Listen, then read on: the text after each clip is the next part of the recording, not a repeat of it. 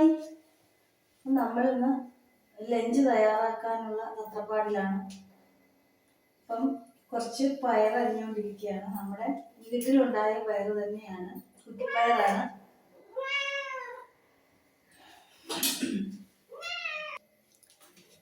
ഈ പയറിൻ്റെ ഒരു ഗുണമെന്ന് വെച്ചാൽ നമുക്ക് എല്ലാ ദിവസവും ഒരു പിടി പയർ പറിക്കാനായിട്ട് വീട്ടിൽ കിട്ടും.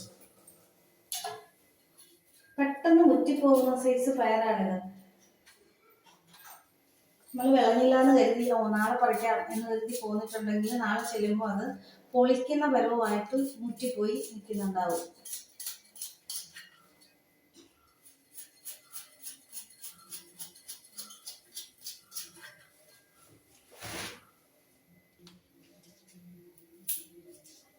ഇതില് കുറേ അധികം പയർ മുറ്റിപ്പോയിട്ടുണ്ട്.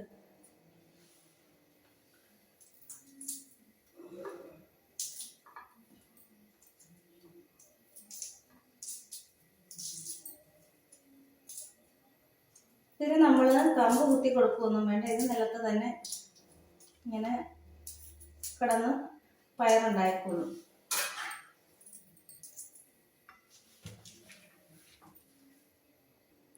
ഇന്നത്തെ നമ്മുടെ ലഞ്ചിന് ഉണക്കമീനാണ്. ഉണക്കമീൻ കൂട്ടിയുള്ള ഒരു ഉച്ചയൂണാണിന്ന്. മീൻ കിട്ടിയില്ല. ഇന്നലത്തെ മീൻകറി ഇരിപ്പുണ്ട് കുറച്ച്.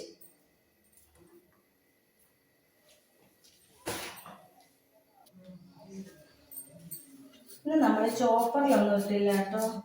ഇത് പൊളിക്കാനുള്ള പയറായിരുന്നു ഇതിൽ കൂടുതലുണ്ടായിരുന്നു. അതുകൊണ്ട് നമ്മൾ അരിഞ്ഞെടുക്കുക ചെയ്തത്.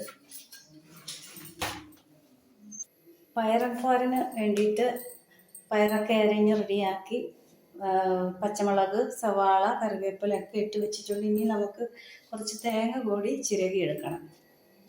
തേങ്ങ ചിരകി എടുത്തിട്ട് ഇപ്പം വരാം. തേങ്ങ ചിരകിക്കൊണ്ട് വന്നിട്ടുണ്ട്. തേങ്ങ ചിരകിയതും കൂടെ ഇട്ട് കൊടുക്കാം.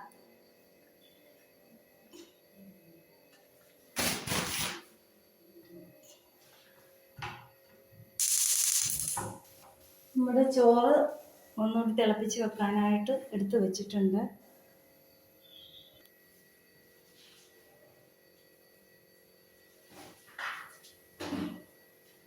പയർ തോരനിലേക്ക് ആവശ്യമുള്ള ഉപ്പൊക്കെ ചേർത്തിട്ടുണ്ട്. ഇളക്കി വെക്കാം.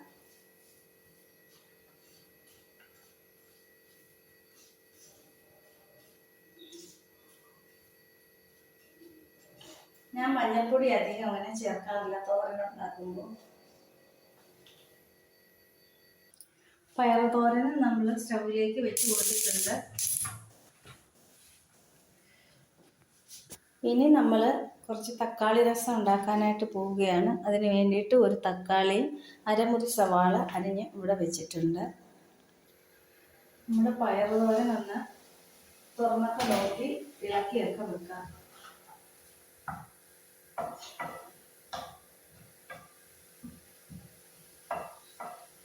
ഈ കുറ്റിപ്പയറിന്റെ തോടിന് നല്ല കട്ടിയാണ്.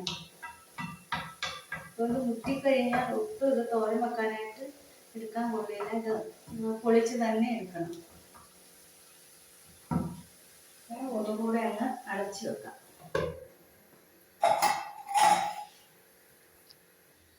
ഇനി നമ്മൾ തക്കാളി രസം ഉണ്ടാക്കാനായിട്ട് മിക്സിയുടെ ചെറിയ ജാറിലേക്ക് 4-5 അല്ലി വെളുത്തുള്ളി, ഒരു ചെറിയ കഷ്ണം ഇഞ്ചി,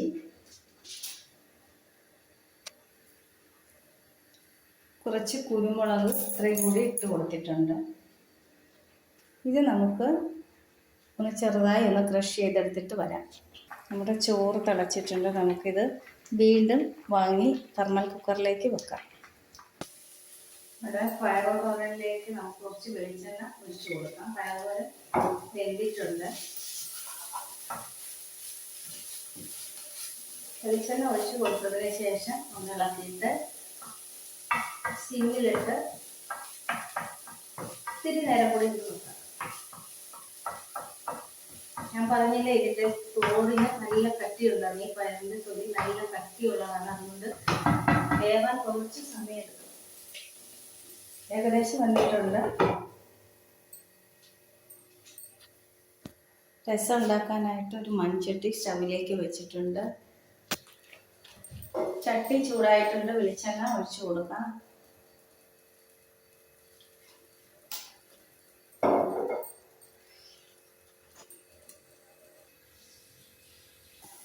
പയറുതോരൻ റെഡി ആയിട്ടുണ്ട്. നമ്മൾ സ്റ്റവിൽ നിന്ന് മാറ്റി വെച്ചിട്ടുണ്ട്.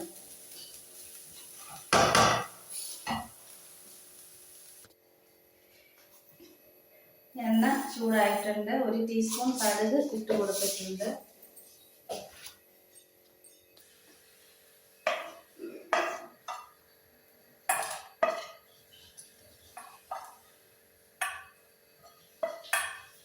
നമ്മൾ തോരൻ ഒരു പാത്രത്തിലേക്ക് ഒന്ന് മാറ്റി വെക്കുകയാണ്.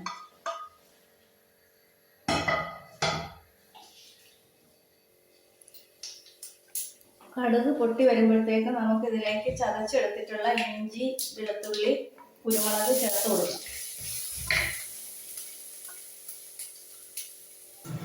ഇഞ്ചിയൊക്കെ ചെറുതായി മൂത്ത് വരുമ്പോഴേക്ക് നമുക്ക് ഇതിലേക്ക് അരിഞ്ഞു വെച്ചിരിക്കുന്ന സവാള ചേർത്ത് കൊടുക്കാം.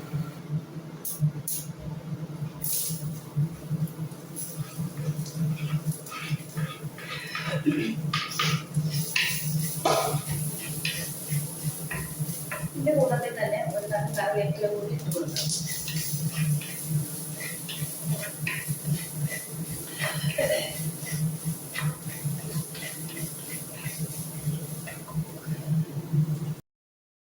കുറച്ച് ഉപ്പ് ഇതിലേക്ക് ഇട്ട് കൊടുക്കാം.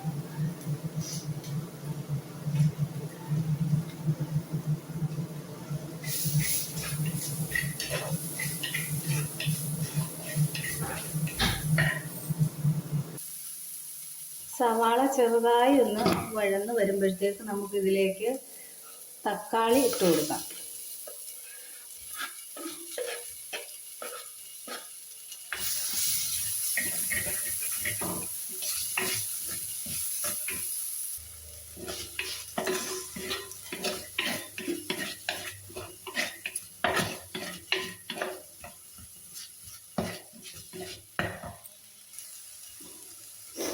ഇനി നമുക്കിതിലേക്ക് പൊടികൾ ചേർത്ത് കൊടുക്കാം. കുറച്ച് 1/4 ടീസ്പൂൺ മഞ്ഞൾപ്പൊടി ചേർത്ത് കൊടുത്തിട്ടുണ്ട്.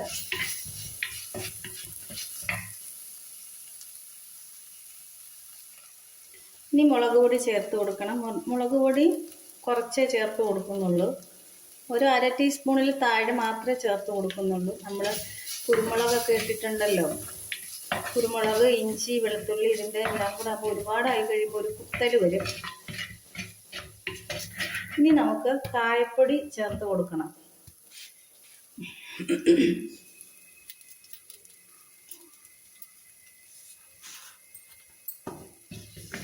അളവൊന്നും നോക്കിയില്ല, കുറച്ചങ്ങ് ഇട്ടതാണ്. കായപ്പൊടി കുറച്ച് കൂടി മുമ്പേ നിൽക്കുന്നതാണ് അതിൻ്റെ ഒരു ടേസ്റ്റ്. ഇനി നമ്മൾക്ക് പുളിവെള്ളം ചേർത്ത് കൊടുക്കണം. 1 നെല്ലിക്ക വലുപ്പത്തിൽ പുളി വെള്ളത്തിലിട്ട് വെച്ചിട്ടുണ്ടായിരുന്നു. ഉപ്പ് ചേർത്ത് വെച്ചിട്ടുണ്ടായിരുന്നു.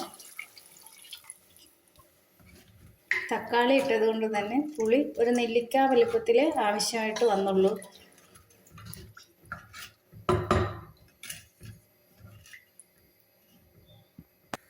ഇനി നമ്മൾ ഈ രസം ഒന്ന് തിളച്ച് വരുന്നത് വരെ മാത്രം വെയിറ്റ് ചെയ്താൽ മതി. ഉപ്പൊക്കെ വേണമെങ്കിൽ ആവശ്യത്തിന് കുറച്ചുകൂടെയൊക്കെ ചേർത്ത് കൊടുക്കാം. കായപ്പൊടിയും നോക്കിയിട്ട് ചേർത്ത് കൊടുക്കാം.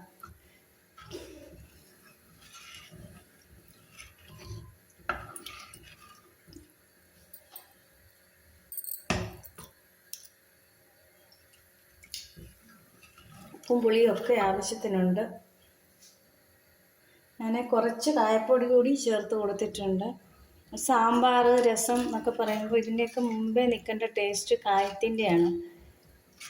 അപ്പോഴാണ് നമ്മൾ നല്ല സാമ്പാറാണ്, നല്ല രസമാണെന്നൊക്കെ പറയുക. രസം തിളച്ച് വരാനായിട്ടൊന്ന് അടച്ചു വെച്ചിട്ടുണ്ട്. അതിനി തിളച്ച് വരട്ടെ. ഇനി നമുക്ക് മീൻ വറുക്കാനുണ്ട്. ഉണക്കമത്തിയാണ് നമ്മൾ വറുക്കുന്നത്. അപ്പം ഉണക്കമത്തി വറുത്തതും രസവും അടിപൊളിയാണ്. പഴങ്കഞ്ഞി കഴിക്കാനൊക്കെ നല്ല ടേസ്റ്റാണ്. ഉണക്കമത്തി, രസം, ചമ്മന്തി ഇതൊക്കെ ഉണ്ടെങ്കിൽ. രസം അപ്പുറത്തിരുന്ന് തിളച്ചോട്ടെ. ആ സമയം കൊണ്ട് നമുക്ക് മത്തി വറുക്കാനായിട്ട് വെക്കാം.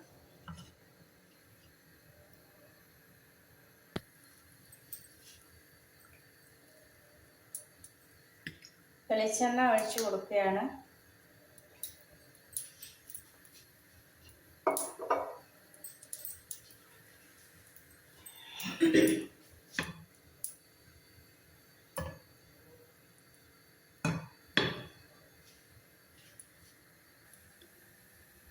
ഇവിടെ രസം നന്നായിട്ട് തിളച്ചിട്ടുണ്ട്. നമുക്ക് രസം സ്റ്റവിൽ നിന്ന് മാറ്റി വെക്കാം.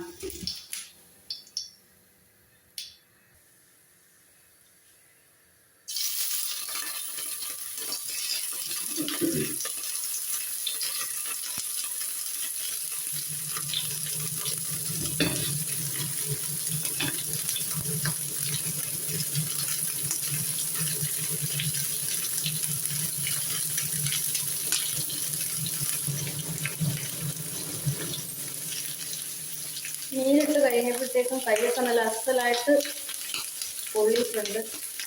എണ്ണ പൊട്ടിത്തെറിച്ച് ഇതൊന്ന് മൂടി വെക്കാം, അല്ലെങ്കിൽ ഇവിടെ മുഴുവൻ ഈ എണ്ണ പൊട്ടിത്തെറിച്ച് വീഴും.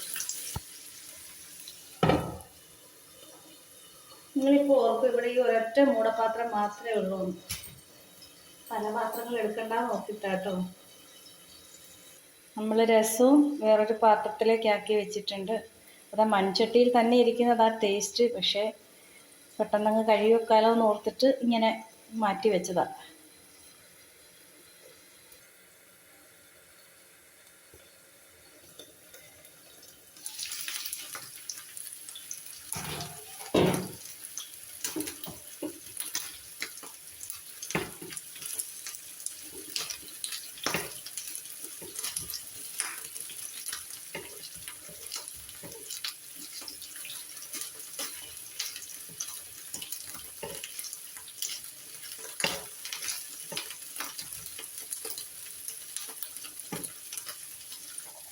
മീനെല്ലാം ഒന്ന് തിരിച്ചിട്ട് കൊടുത്തിട്ടുണ്ട്.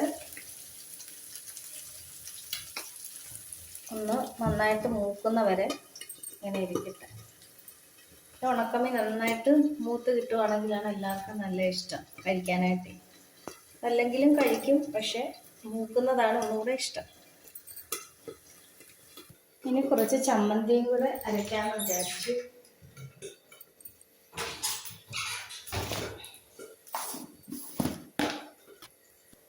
ചമ്മന്തിക്ക് ആവശ്യമുള്ള മുളക് പൊടി ഇട്ട് കൊടുത്തിട്ടുണ്ട്. ചമ്മന്തിയിലേക്ക് 2 തണ്ട് കറിവേപ്പില കൂടി ഇട്ട് കൊടുക്കും. 2 ഇല കറിവേപ്പില ഇട്ടിട്ടുണ്ട്. ആവശ്യത്തിന് ഉപ്പ്, ഉള്ളി, പുളി ഒക്കെ ചേർത്ത് കൊടുത്തിട്ടുണ്ട്. ഇനി നമുക്കൊന്ന് അരച്ചെടുത്തിട്ട് വരാം. അപ്പം നമ്മുടെ ചമ്മന്തി ഇവിടെ റെഡി ആയിട്ടുണ്ട്. അപ്പോൾ നമ്മുടെ ഇന്നത്തെ ലഞ്ചിനുള്ള കറികളെല്ലാം റെഡി ആയിട്ടുണ്ട്. അപ്പോൾ ഈ വീഡിയോ എല്ലാവരും കണ്ട് ഇഷ്ടപ്പെട്ടെങ്കിൽ ലൈക്ക് ചെയ്യണം, ഷെയർ ചെയ്യണം, കമൻറ്റ് ചെയ്യണം. അടുത്ത നല്ല ഒരു വീഡിയോയുമായി ഉടനെ വരുന്നതായിരിക്കും. Thank you.